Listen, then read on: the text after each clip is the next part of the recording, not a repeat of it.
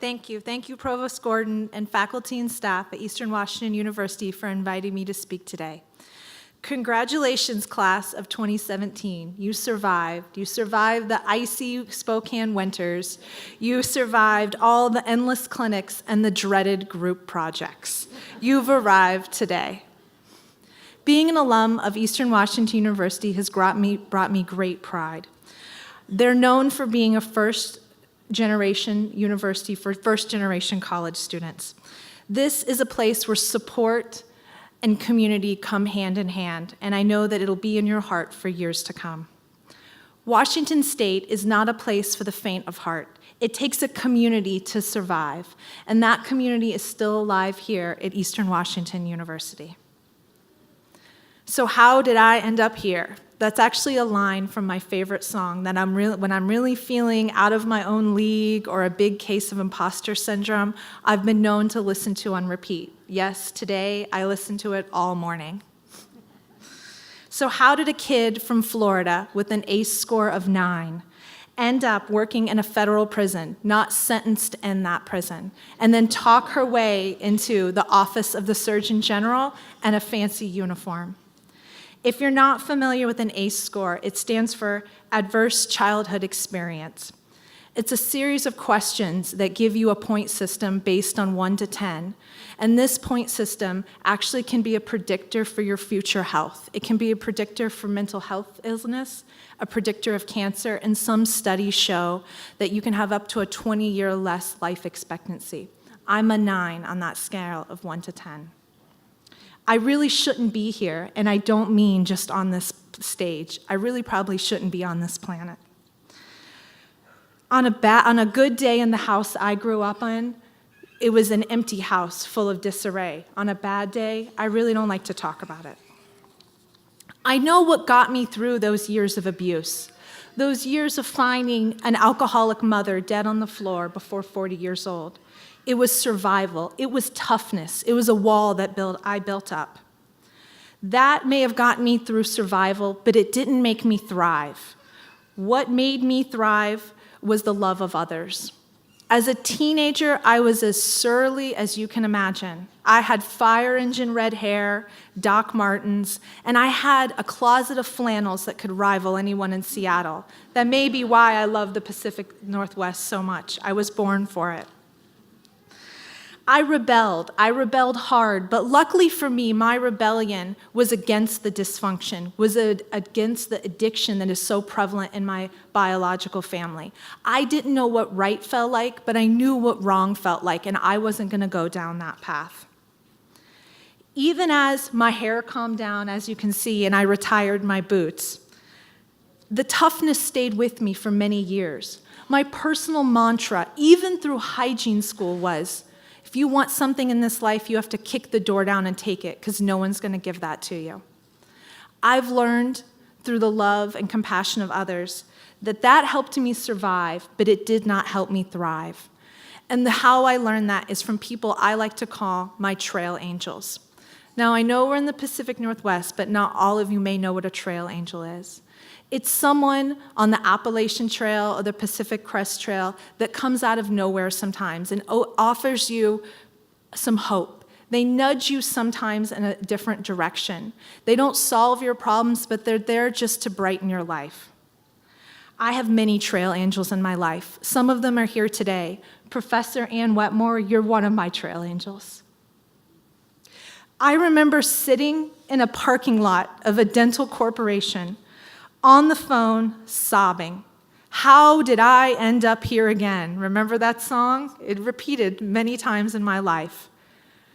Being mad about bad patient care, and even worse, the care of their clinicians. I called Anne, who took a moment out of her day to talk to me on the phone and nudge me slightly in a different direction. She didn't solve my problem. She didn't offer me the sage wisdom that only she knew. She just gave me love. She took a moment from her day to nudge me and give me love and compassion. And I'm so thankful for her today. She's one of the trail angels I keep with me all my life. My other trail angels are plentiful. My husband, My daughter, yes, your children can be your trail angels. You just have to look up from your screen and listen to them. Often their advice is the most unbiased. Candy Krause, also here, one of my biggest supporters and trail angels. So that nudge Professor Wetmore gave me all those years ago, I ended up working in a female federal prison. She nudged me into prison.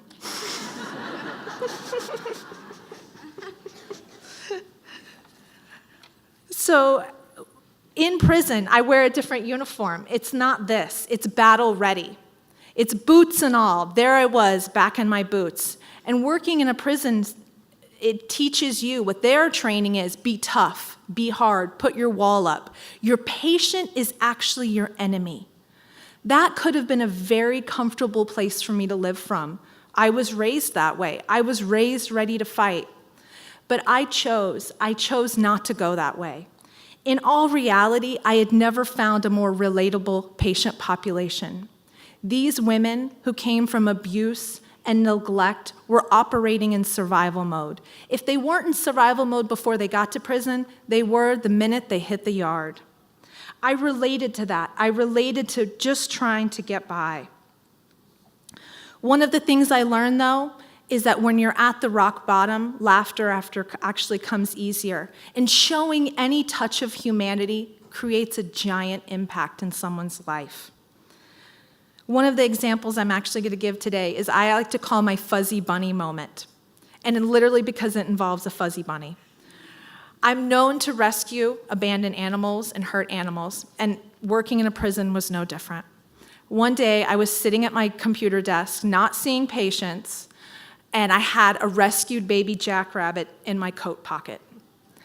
He'd been there for quite a while. We didn't want to give him up. So I was sitting there, I got a call on my radio asking to hold a female inmate. Don't let her move from the dental office. I didn't ask why. Maybe her room was being searched. Maybe she needed to be interviewed. In all reality, she wasn't one of my favorite. I found her a little annoying. She actually was from Idaho. I'll call her Miss L. She was a middle-aged woman with zero social skills. She acted like a teenager. I told her to sit down. She wasn't going away. She proceeded to throw a fit on my clinic floor, sobbing uncontrollably. The toughness came out in me. Get up. Come on. Come sit in my office. I'm not going to let you cause a ruckus in my waiting room. I handed her a tissue. I turned my back and went right back to my computer. At that moment, something just woke in me. I realized what a lonely place she must be in. She's at her rock bottom, and she's just trying to survive. I turned around, I pulled a baby bunny out of my pocket, and I handed it to her.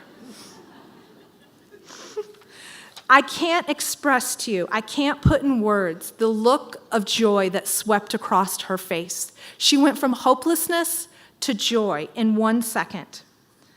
It took one moment out of my 60-hour work week to show her that compassion. I wasn't there to judge her. I wasn't there to remind her she was in prison. She already knew that. I couldn't fix her problems, but I could offer her just that moment of love. I could be, in that moment, her trail angel. I showed her trust that no one had ever did. I trusted her with my baby bunny. I share this small story because it doesn't take great things to give people hope. I have stories full of deaths, full of women who had babies that they never saw again in prison. But that's just direct patient care. That's just what I did every day. It's those moments that I brought joy to someone else that I hold dear to my heart. Working for the last 8 months in the United States Office of the Surgeon General, and more importantly, for the 19th Surgeon General, Dr. Vivek Murthy, it reiterated how important showing people moments of hope were, showing them moments of love. We traveled across the nation with the unwritten word that our rule was we would touch everyone's life with a moment of hope. I stood in giant auditoriums where we didn't leave until he shook every person's hand, just giving them that moment. I saw how love and hope can transform the health of people's lives and our entire nation, and I'll hold that dear to me. These moments of love and hope are going to be more valuable to you than your clinical patient skills. You're going to have the option each and every day to look at your schedule and stick to it and do your chart notes and walk out the door. And you'll be a great clinician. You graduated from Eastern. You'll make great impacts, but your biggest impact will be if you decide to work from love, if you decide to show someone that moment of hope in each and every day. Class of 2017, please look for your trail angels. They're out there, and be the trail angels for others. Thank you.